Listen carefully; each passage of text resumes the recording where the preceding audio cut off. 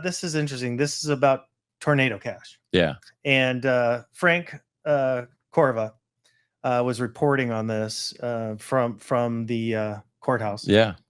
And the question becomes, is this, how bad is it looking for Roman Storm from Tornado Cash? And I guess as a follow-on to this, is the Genius Act and the Clarity Act having any influence? Yeah. And why Bitcoiners should be interested in this. Yeah. Hey, Frank, how's it going? Good. How you guys doing? Pretty good. Thanks for joining us. No worries. Yeah, thanks for having me. Appreciate it. What's going on? Well, we were following you and your reporting live from the courthouse, walking down the street, trying to read and walk at the same time. Not so easy. That's not as easy as it looks. Yeah. But we're kind of wanted to get your perspective. I guess the main question is, how does this look for Roman? Your take? That's a really tough one to say. I just got out. I'm actually finishing up the piece for Bitcoin Magazine now. It's hard. I think today was the defense's best witness. It was a Dr. Edman. Comes from like a crypto forensics company, was talking a lot about some of the sort of faulty analysis that some of the witnesses that the prosecution brought to the stand had presented.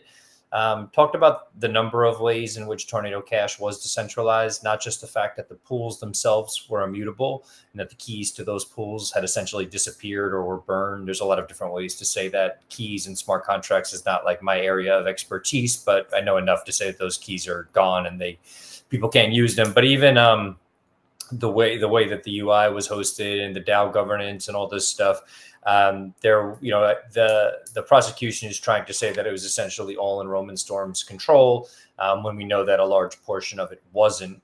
And we also know that Roman Storm took very notable steps to try to keep bad actors from using it. Like I didn't even know this until the court case started or until trial started, but at one point he even implemented an oracle that Chainalysis told him to implement that helped stop bad wallet addresses from putting funds through the UI. And again, a lot of what the prosecution is harping on is that the UI is where most of the funds flowed through. So I think 96% of the funds were going to, I don't know if it was like tornadocash.eth or whatever the website was. They weren't like, people weren't technically sort of so inclined to go and figure out how to like put funds through the pools without the UI that Storm and the other developers had created.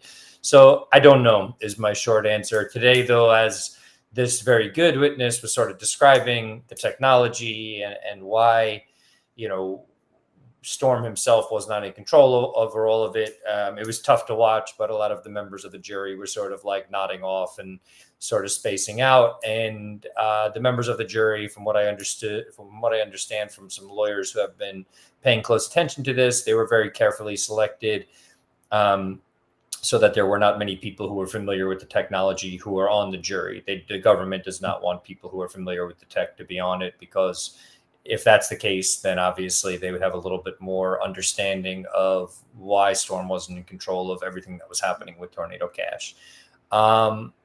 Long-winded sort of response to what you asked, but again, it's like I don't know. I've been very clear about my own bias. I'm very much hoping that we see a not guilty verdict here, because I think it's going to have ramifications for the Samurai Wallet trial, where I also want to see a not guilty verdict.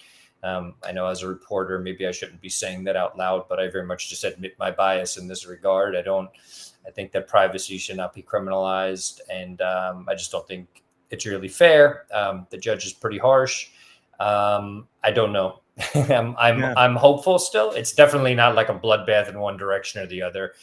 There's been plenty of places where the prosecution has stumbled and the judge has even sort of like almost pushed them while they were down, and plenty of places where the inverse was true as well, where the defense sort of got caught and didn't know what to do. So just a lot of stuff happening behind the scenes. I've been speaking with a lot of lawyers about it. They've been telling me what they think is going to happen and what comes next. But I will say this, if he doesn't get a not guilty verdict here, the fight is going to continue on another level in other courts. And there's going to be more people from think tanks and the industry that are going to get involved to support that fight. So even if we don't get what we want out of, come the end of this week, it's not over. So just something to keep in mind for everybody. The fight doesn't end here. From what I was told, I think Alexei Pertsev's one of his lawyers was actually lawyers or one of his people. I forget how someone put it to me, was in the courtroom with us on Thursday. So Alexei Pertsev, for people who don't know, was the Dutch dev, one of the 3 co-founders of Tornado Cash, who is based in the Netherlands. So he was tried in the Netherlands for developing this software and the protocol. And he got 64 months in prison, but they're apparently trying to appeal that as well. So the fight exists on both sides of the Atlantic. I don't think the people who believe in this technology are about to give up anytime soon. So yeah, it just seems so ironic to me, right? The GSIBs, these global systemic important banks, they actually get caught doing money laundering on purpose and pay fines. Right. So when you have a Tornado Cash trying to do this legitimately for privacy and they go to jail. So is that lost on the jury? Is anybody there aware of the bigger picture? It's a great question. That's a very, very good question. I've been having this conversation with a close friend of mine a lot. I don't know what's happening in the minds of the jury. It's funny. I was a teacher for 12 years, and I'm pretty good at reading a room. And when I'm looking at them, I'm just like, I don't know if these people know what's up and what's down right now. There's been so much terminology thrown at them. And I would say, if anything, that what you just described, that those sorts of parallels have not been drawn. So it's more like, this is what a smart contract is, and this is what a secret code is when you're putting something through a product. And that you could just tell that they're just like, dude, we're trying, but like, this is hard. Yeah. This is really It tough sounds stuff. very nefarious to people that don't understand technology and don't understand what's being developed. Well, we hope the best for Roman. We don't want to see developers and threatened like this. So thank you for your reporting. We appreciate it, Frank. The pleasure's all mine. Thank you guys for having me on. Much appreciated. Thank you so much. Thank you. No problem. So you've heard Bitcoin is the new gold rush by now. As world leaders on all sides have endorsed it as the future of money, and now you're looking to get started, we'll show you how. It's actually easier than you think. First, go to your nearest Byte Federal ATM and turn your cash to coin. Byte Federal has over 1,200 locations around the country with the highest daily limits.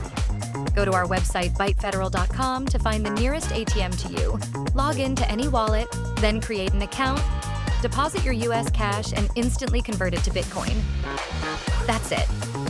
We are the only US manufacturer and operator in the Bitcoin ATM industry, and our US-based live customer service is second to none.